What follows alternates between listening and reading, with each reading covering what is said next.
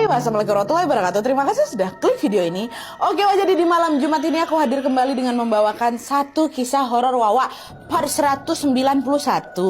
Nah, di KW malam ini aku akan menceritakan pengalaman Wawa kita yang mendapatkan teror mistis setelah iseng-iseng main jelangkung, Wak. Dan ternyata teror ini gak hanya menghantui Wawa sama teman-temannya nih aja, melainkan semua teman kosnya yang gak ikutan main, bahkan bapak kosnya yang juga gak ikutan main kena teror juga. Tapi yang uniknya di sini, di balik teror menyeramkan itu, di akhir kisahnya ini, Wak, nanti akan ada plot twist yang aku yakin bakal bikin kalian senyum-senyum sendiri. Betul loh, nggak penasaran dengan kisah selengkapnya? Jadi tanpa berlama-lama kita langsung masuk aja ke kisahnya ya. Check it out.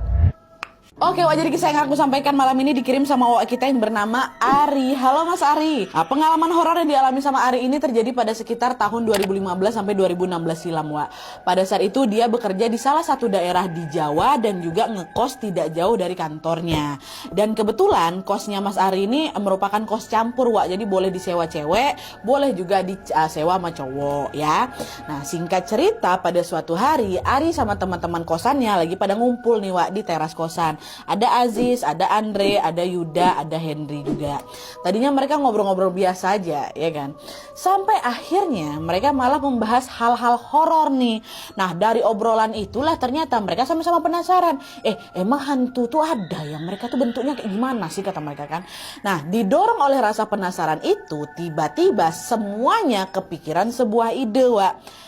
Kita coba main jelangkung aja yuk. Besok malam Jumat, harusnya juga masih bulan purnama nih. Yolah yuk, biar seru kita main dekat bangunan kosong dekat sini aja, katanya. Nah, kebetulan di kawasan kosan mereka itu memang ada sebuah bangunan kosong yang sudah terbengkalai selama bertahun-tahun, Wak. Lokasinya memang agak jauh kalau jalan kaki, tapi dekat kalau misalnya naik motor. Yolah, kita main di situ yuk, kata gitu. Setuju rupanya kawan-kawanin semua, Wak, dengan ide main jelangkung tadi. Sepakat ya, besok kita main ya, kata mereka. Nah, singkat cerita, besok malamnya mereka betul-betul datang, Wak, ke bangunan kosong itu sambil membawa kemenyan serta jelangkung yang memang mereka buat sama-sama ini.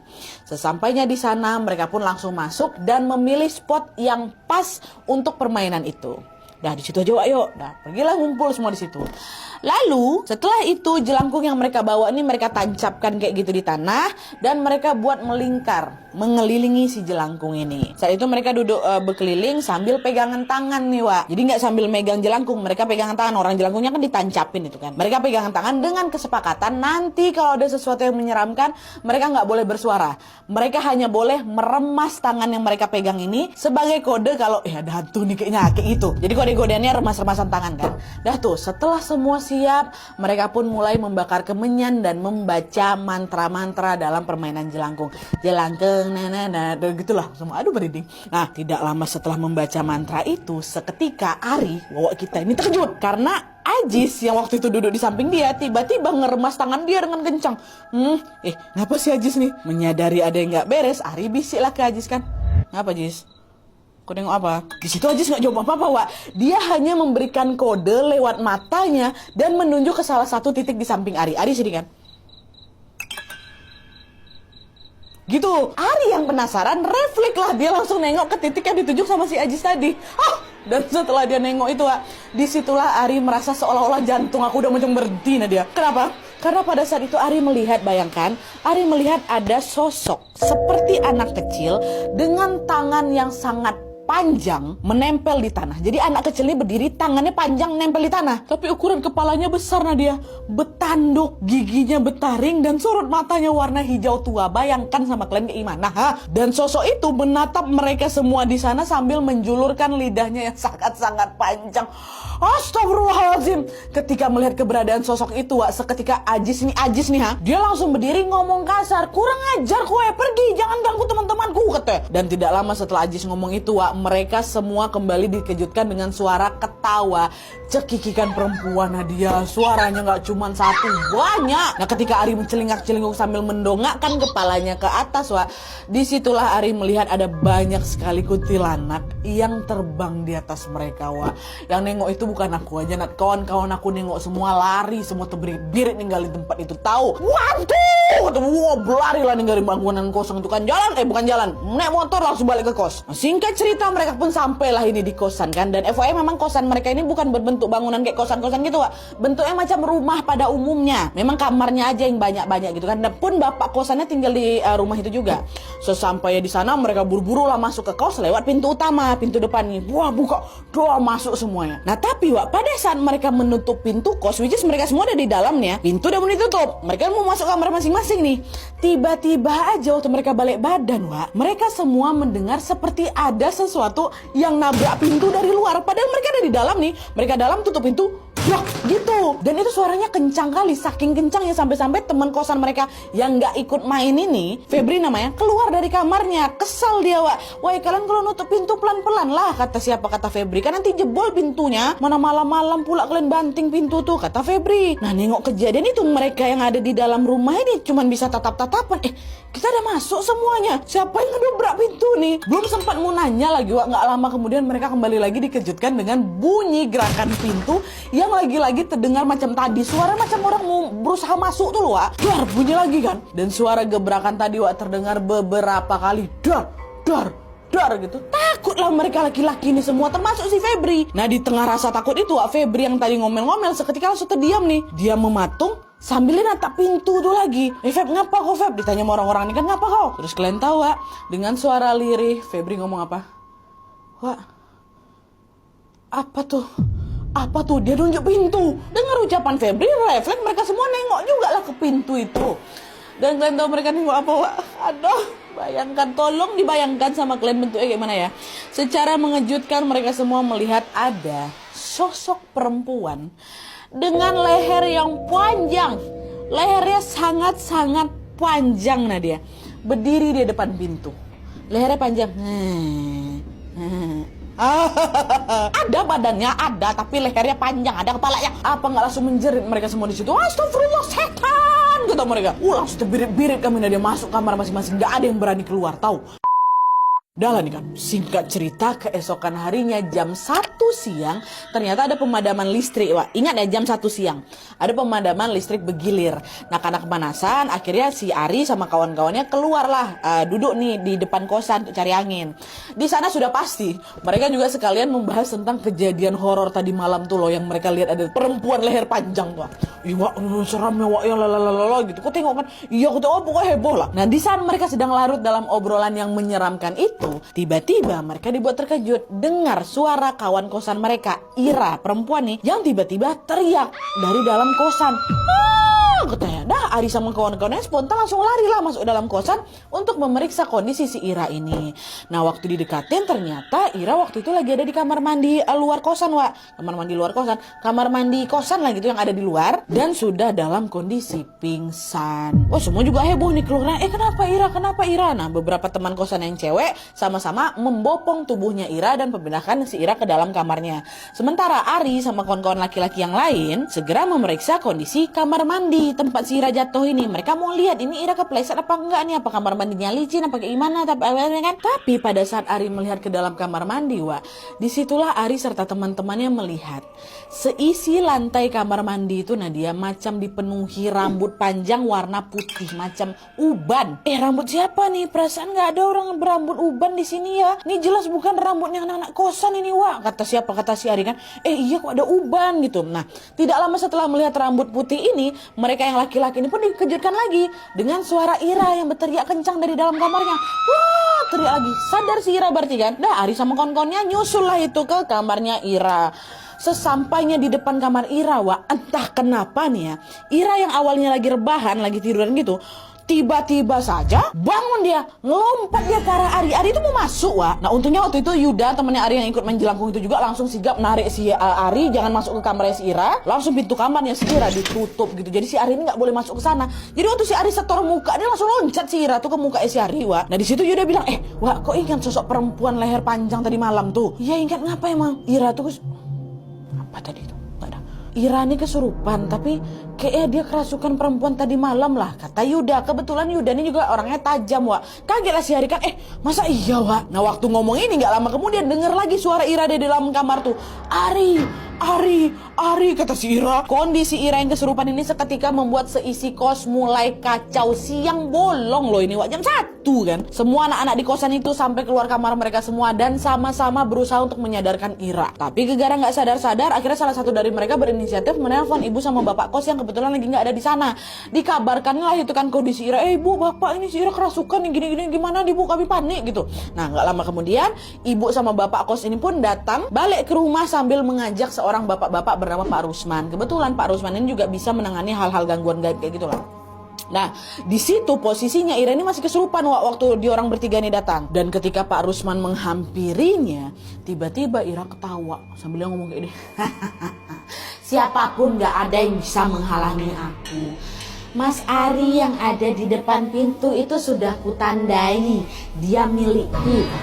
Dengar itu apa gak lemas aku, Nadia? Kenapa aku dibawa-bawa nih? Kenapa bisa jadi kayak gini? Aduh, apa gegara aku main jelangkung kemarin ya efeknya bisa separah ini, kata si Ari kan. Aku gak tahu, aku dari waktu itu pikiran aku udah kacau aja. Aku gak tahu ternyata efeknya jadi berlarut-larut kayak gini gegara main jelangkung tuh. Ari hanya bisa terdiam sambil melihat Pak Rusman yang sedang berusaha untuk mengusir sosok yang merasuki Irawa.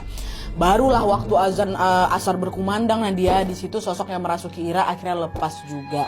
Main lama juga tuh ya. Dan di situ Pak Rusman bilang kalau memang betul sosok yang merasuki Ira adalah perempuan berleher panjang yang mereka lihat tadi malam.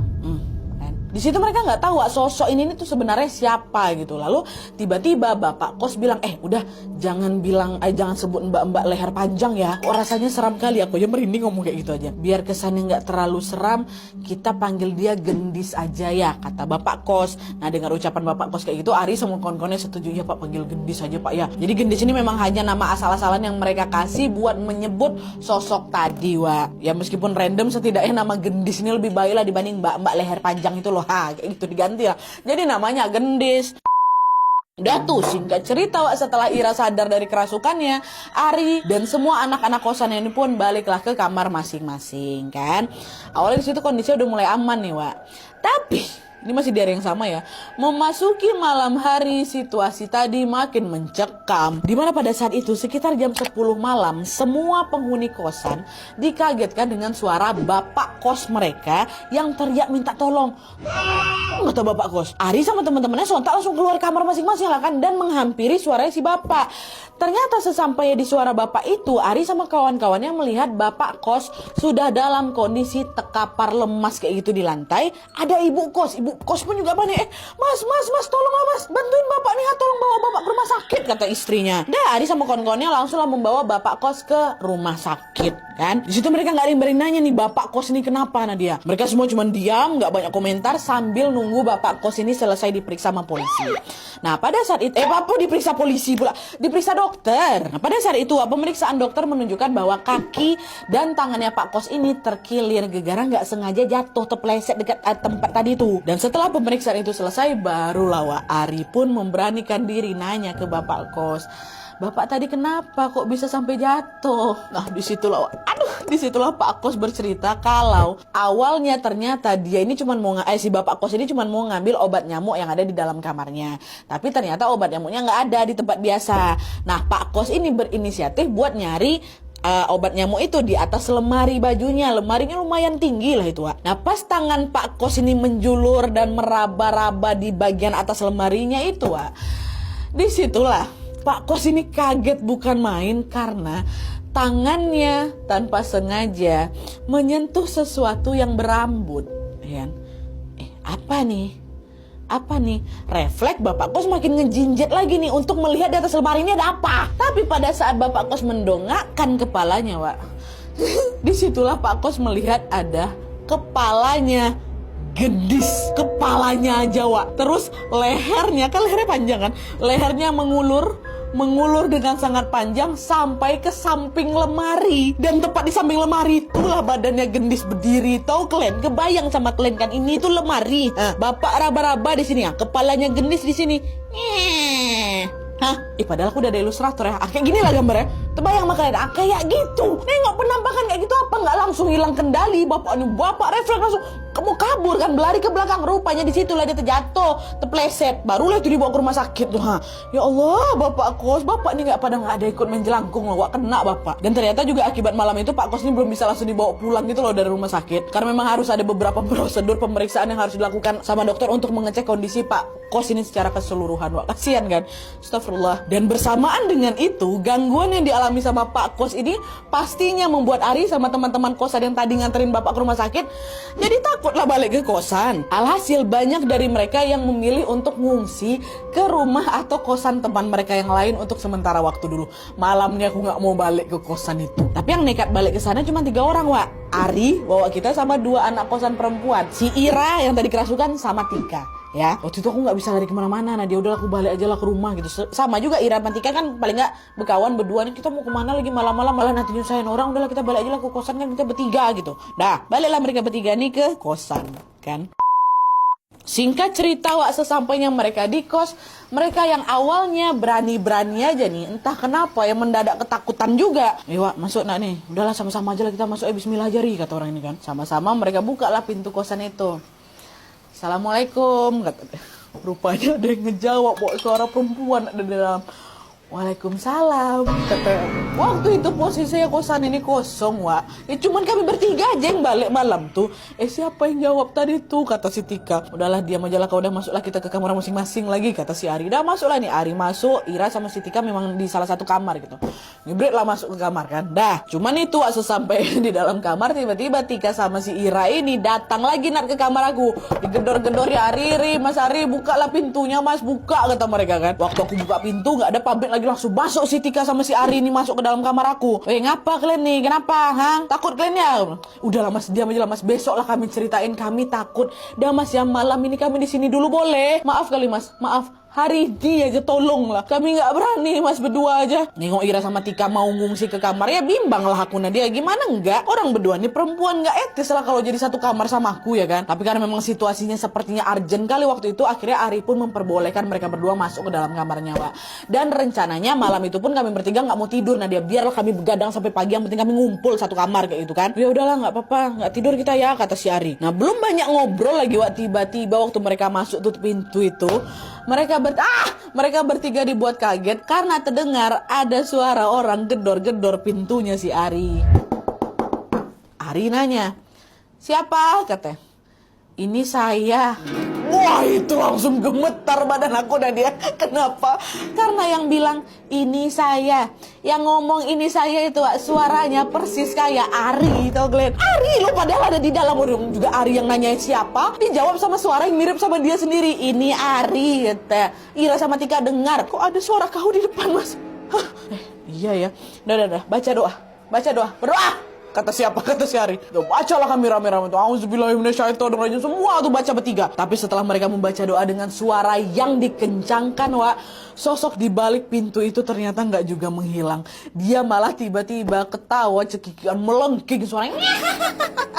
Pokoknya suasana malam tuh kacau lah, Nat. Ada mungkin 2 jam lamanya tuh kami dengar suara itu ketawa, Nat. Emang nggak ketawa 2 jam kayak itu, ketawa nanti diam, ketawa diam, 2 jam. Barulah ketika suara itu betul-betul menghilang, belum habis ceritanya. Setelah suara tadi udah nggak datang lagi, tiba-tiba datang telepon masuk ke HP-nya Ira. Siapa yang nelpon, Nat? Nur, temen kosan mereka juga. Cuman malam tuh dia nggak balik. Ngapa nih si Nur telepon? Diangkatlah sama si Ira kan. Terdengar suara paniknya Nur di telepon.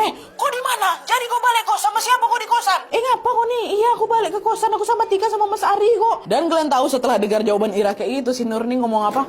Astagfirullahaladzim, ternyata betul, Wak. Aku tadi lagi tidur, terus aku dapat mimpi. Aku mimpinya tahu apa?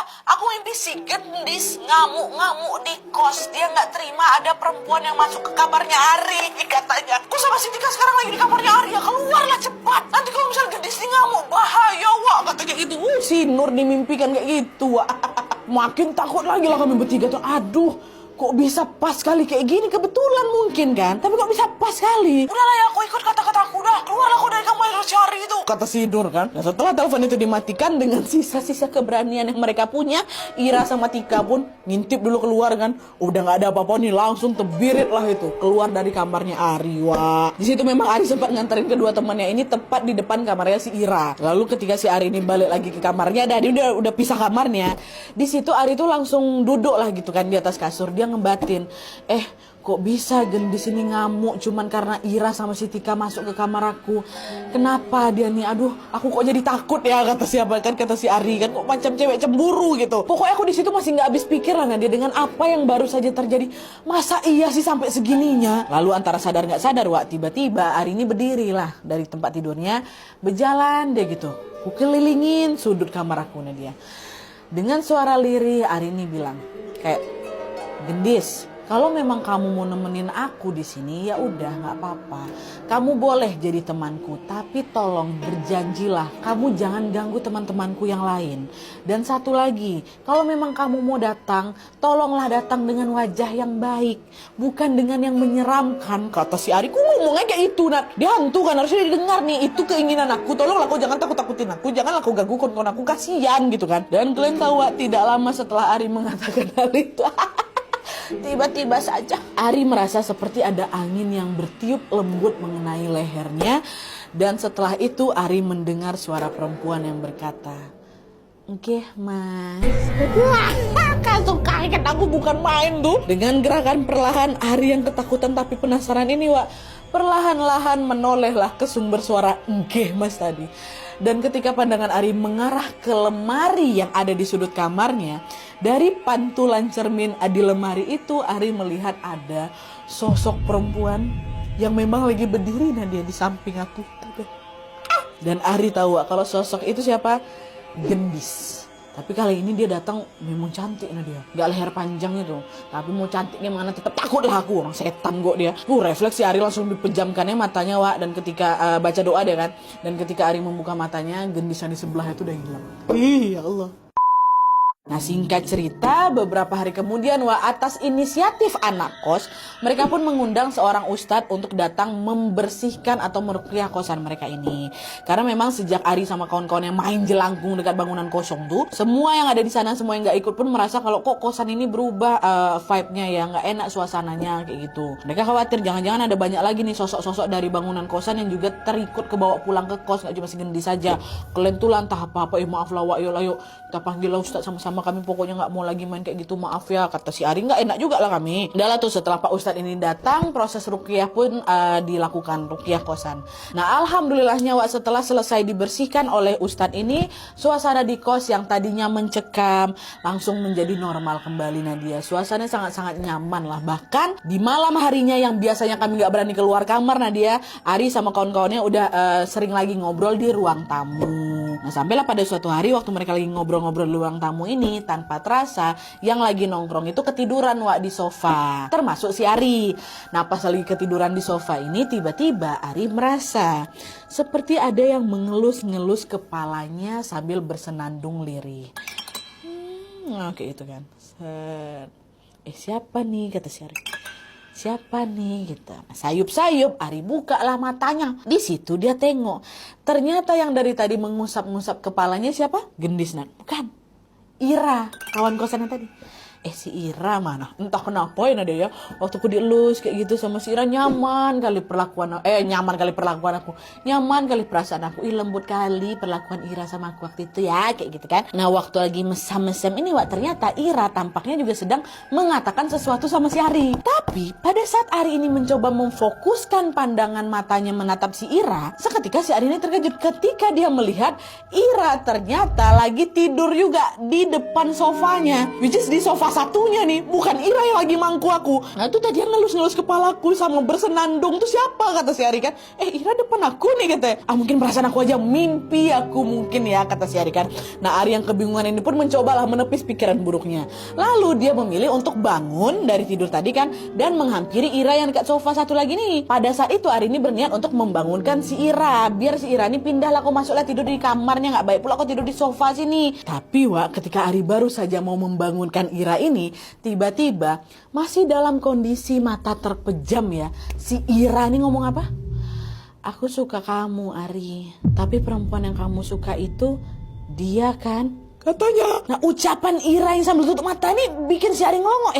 Maksudku apa nih? Dan gak lama kemudian Ira ini tiba-tiba bangun, Wak. Dan ketika dia melihat ada Ari di depannya, sontak kaget si Ira. Ngapain kau? Kata. Enggak, aku tadi mau bangunin kau. Biar udah pindah aku masuk dalam kamarmu, jangan tidur di sini. Kata siapa? Kata si Ari. Bangun si Ira, Wak. Akhirnya dengan langkah sedikit gontai sambil masih tengantuk-kantuk gitulah kan, Ira berjalan lah itu masuk ke kamarnya. Sementara si Ari masih berdiri itu dekat sofa tuh kan sambil kebingungan dan memikirkan apa maksud ucapan Ira waktu tutup mata sebelum bangun dah.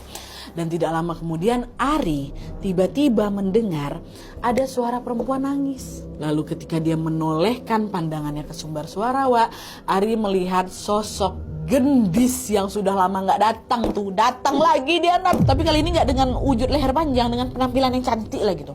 Cuman di sisi lain, gendis ini tampaknya agak berbeda. Dia macam pucat, macam lemes gitu lah. Dan dia terus menangis. Dan di tengah tangisannya yang Ari dengar apa? Dekati perempuan itu, dia baik untukmu. Kalau kamu sama dia, aku janji aku diam. Kata gendis. Dan tidak lama setelah mengatakan hal itu, Wak, sosok gendis tuh hilang, Nat. Hilang. Dan itulah terakhir kalinya aku lihat si gendis. Abis itu aku udah gak pernah lihat lagi, kata Mas Ari, Wak. Dan meskipun udah gak pernah ketemu lagi, kalimat terakhir yang diucapkan gendis tuh masih terngiang-ngiang dalam benak si Ari. Ari bingung, kenapa gendis ini meminta aku mendekati Ira nih? Kenapa? Ada apa? Kayak gitu kan. Apa dia mungkin tahu sesuatu? Apa kayak gimana? Kayak gitu. Tapi entahlah. Yang jelas, beberapa waktu kemudian hubungan Ari sama Ira semakin dekat. Dan kalian tahu ini di kabar baiknya, ini aja aku merinding loh. Setelah teror gendis, hantu berleher panjang ini menghantui kos mereka, setahun kemudian Ari sama Ira nikah. Dan sekarang mereka sudah dikaruniai seorang anak perempuan dan hidup bahagia, Wak. Masya Allah. Jadi itu tadi, Wak, pengalaman horor yang dialami sama Ari. Ini serius, itu horor sih. Inilah bikin aku sekilas jadi ingat KHW kita, KHW hantu Mak Comblang tuh, masih ingat kalian? Sama-sama menceritakan teror mistis yang ternyata malah membuat Wak kita ketemu sama jodohnya. Walaupun awalnya ketakutan mencekam, bikin jantung mau copot rasanya kan waktu nengok penampakan sosok ini. Alhamdulillahnya kisah ini happy ending, Wak. Tapi jangan lupa juga pengalaman horor yang dialami sama Mas Ari ini juga sekaligus menjadi pengingat bagi kita semua untuk tidak melakukan hal-hal sembarangan. Macam Ari sama kawan-kawannya nih menjelangkung tengah malam malah bawa efek buruk ke kawan-kawan yang lain kan. Dan selain itu tentunya jangan lupa untuk banyak berdoa. Semoga kemanapun kita pergi, penjagaan Allah selalu menemani kita semua. Kita doakan sama-sama semoga Ari, Ira dan anak mereka sehat selalu, ya. Amin ya rabbal alamin.